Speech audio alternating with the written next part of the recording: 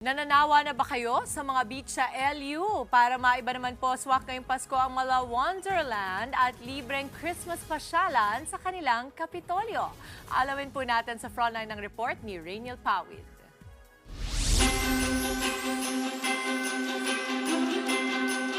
It's giving magical wonderland, aesthetic at Instagrammable rin.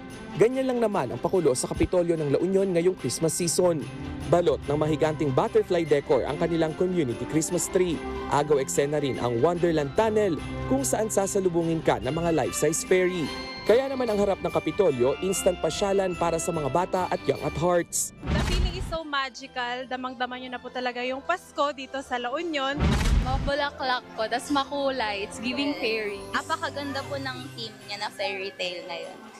Feel na feel po yung Pasko, napakaganda. Pero hindi lang mga nagfi-feeling Disney princess ang nag-e-enjoy. Amaze na amaze rin ang boy squad na ito. Kaya masasabi po namin sa Capitol ay masaya. At babalik po ulit kami. Colorful. Wow, ang ganda naman dito.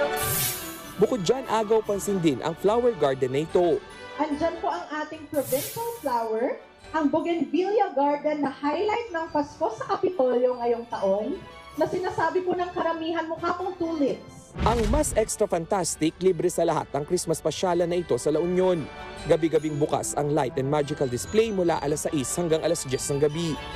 Nagbabalita mula sa frontline, Rainiel Pawid, News 5. Mga kapatid, Dimples Romana po, kumpletuhin ang inyong umaga ng mga kwentong puno ng inspirasyon. Salubungin po ang bawat araw ng may ngiti at pag-asa. Kaya't mag-subscribe na po at mag-follow na sa aming social media pages ng News 5.